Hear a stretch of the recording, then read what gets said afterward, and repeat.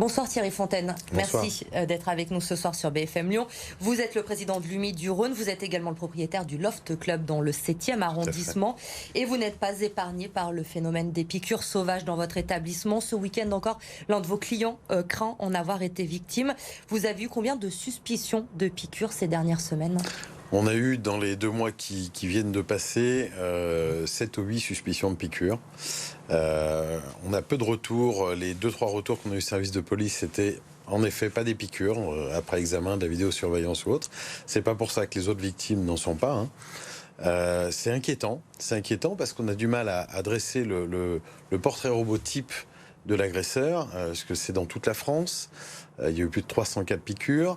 Alors, certains disent que c'est des défis qui seraient lancés sur les réseaux sociaux, sur TikTok notamment par des jeunes finalement qui se lancent le défi d'aller comme ça piquer un certain nombre de personnes. C'est exactement ça, puisque sur plus de 300 analyses, on n'a eu que 2 cas où il y a eu suspicion de traces de GHB, sans savoir si elles ont été injectées dans le verre ou dans une éventuellement seringue. Donc ce qui nous fait dire qu'en effet c'est un jeu stupide de gamins, et pour moi c'est, on va dire les mots, un acte de terrorisme, parce qu'aujourd'hui on a des jeunes et leurs parents qui sont terrorisés, qui osent plus aller dans les festivals. Vous avez rappelé, en effet il y a eu un festival ce week-end où il y a eu presque 40 000 personnes sur 2 jours, avec de multiples piqûres. Il y en a dans toute la France. Donc on est à la fois victime dans les boîtes de nuit, dans les festivals, dans les concerts, quel que soit l'âge. On a vu TF1 avec le concert organisé, la chanson de l'année vendredi à Toulon. Exactement, la chanson de l'année où il y a eu une multitude de piqûres, donc qui n'est pas du tout une clientèle discothèque. Donc le portrait robot de l'agresseur, on a du mal à le faire. Ça touche tous les âges, toutes les populations. On a vu aussi qu'à Lyon, à la gare de la Part-Dieu, il y a eu des gens piqués. C'est compliqué. Nous, on demande clairement au gouvernement de mettre les bouchées doubles. On va y revenir justement sur vos demandes aujourd'hui. Vous l'évoquiez rapidement, vous sentez aujourd'hui, ces dernières semaines, une psychose s'installer chez vos clients. Vous constatez une baisse de fréquentation dans vos établissements? Alors, elle n'a pas été durable, heureusement, mais la psychose est là, elle s'installe. C'est pas rassurant. Donc, oui, la fête, c'est pas la fête qu'on a connue au déconfinement. Aujourd'hui, les jeunes font attention, se méfient, même s'il n'y a rien dans les seringues et que la volonté de sortir, de vivre est toujours présente.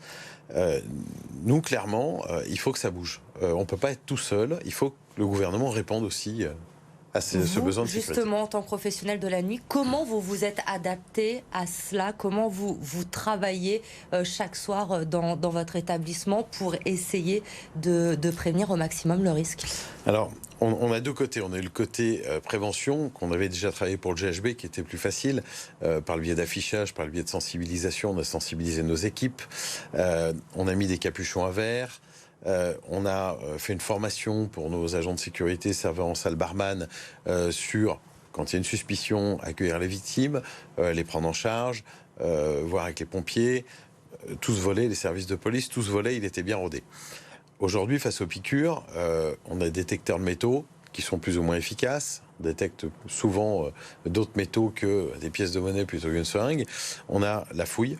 On fouille aujourd'hui tous les garçons qui vont en boîte. Alors, on cible les garçons, pourquoi? Parce que dans la typologie de défis TikTok, c'est plus souvent les filles qui sont agressées, et on voit mal des agresseurs filles faire ça. C'est plus des garçons qui se lancent un jeu un peu débile. Donc on cible, les garçons pour la fouille. Pour l'instant, ça n'a rien donné, mais on n'a pas eu de piqûre. Là, ce week-end, on a eu en effet une suspicion de piqûre qu'on prend très au sérieux. On a déjà eu un contact avec les gendarmes. On attend le retour de savoir en effet ce qu'il y a eu. Et bien sûr, on a changé nos systèmes de vidéosurveillance. On est passé en très haute définition, en couleur, ce qui va nous permettre de retracer, de trouver d'éventuels agresseurs, mais avec un geste très rapide. On a vraiment quadrillé les zones et on espère trouver des auteurs. Et après, on espère que le procureur de la République fera son travail et punira vraiment très très lourdement ces agissements. Donc là, quand il y a un cas de suspicion dans votre établissement, du coup, vous vous rapprochez immédiatement de la police, vous mettez à disposition les vidéos que vous avez à disposition. C'est comme ça que ça se passe. Tout à fait. Et puis les services de police viennent sur place avec des disques durs, relèvent et étudient en effet toutes les caméras sous tous les angles pour déjà lever le doute. Et si en effet il y a quelque chose, pouvoir engager des poursuites. Il y a des auteurs qui ont été retrouvés dans le sud de la France, à Toulon, 2 auteurs.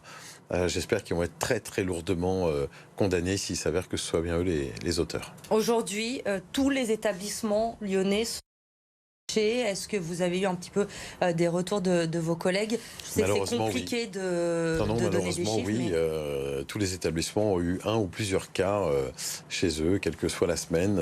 Il n'y a pas de... Pour nous, il y a plusieurs agresseurs. C'est pas un agresseur qui tourne. Ça, on l'a vu dans toute la France. Mais on mettra la main dessus, j'en suis convaincu. Et vous le disiez, vous demandez aujourd'hui à ce que l'État protège notre jeunesse. Que peut-il faire? Que voulez-vous que l'État mette en place aujourd'hui? Au début, on communiquait pas trop parce qu'on voulait pas développer cet effet de psychose, de copycat. Aujourd'hui, en l'état actuel des choses, tout le monde est conscient de ce qui se passe. Donc aujourd'hui, je pense qu'il faut changer de braquet. Il faut en effet communiquer. Il faut que le ministre de l'Intérieur prenne à bras-le-corps ce sujet.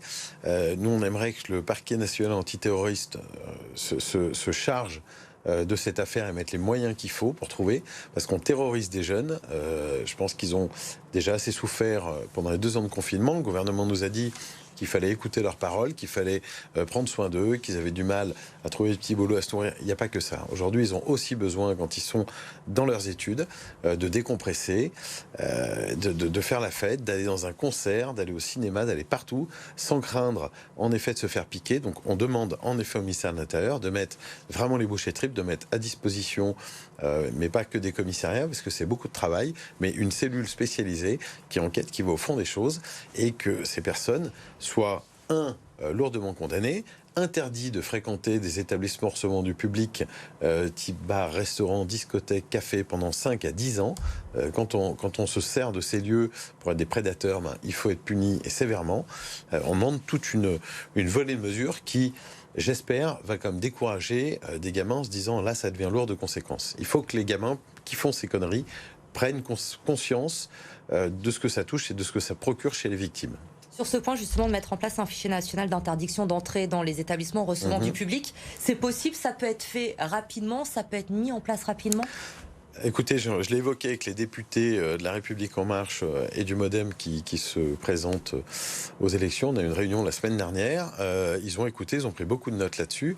Nous, on demande purement et simplement ce qui se passe dans les casinos avec les interdits de jeu, d'avoir les mêmes machines auxquelles on n'aura pas accès, nous, au fichier, mais la machine nous dira oui ou non, et que des juges d'instruction puissent mettre des agresseurs sexuels, des prédateurs qui ont déjà mis du GHB dans un verre dans une discothèque ou un bar, qui puissent prononcer une peine d'interdiction, d'éloignement de ces établissements pour que les jeunes soient à nouveau en sécurité.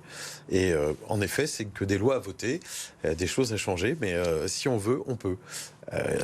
Le gouvernement... Est-ce que vous avez le sentiment d'être écouté, que le gouvernement a envie de prendre à pleine mesure ce problème aujourd'hui? Alors pour l'instant, j'ai plutôt l'impression qu'on s'occupe des législatives et du boulot qu'on va avoir pendant 5 ans que des vrais problèmes des Français. Donc j'espère que vite ces législatives se passent et que tout le monde se remette au boulot, que l'Assemblée nationale se remette à voter des lois et prenne conscience que la jeunesse, c'est bien d'en parler, mais c'est bien aussi d'agir pour elle. Merci beaucoup Thierry Fontaine d'être venu ce soir pour répondre à nos questions sur BFM Lyon. Demain, 7h15, l'invité de Bonjour Lyon, Gérard Collomb, l'ancien maire de Lyon, justement. Il sera question des législatives avec lui, évidemment, demain à partir de 7h15.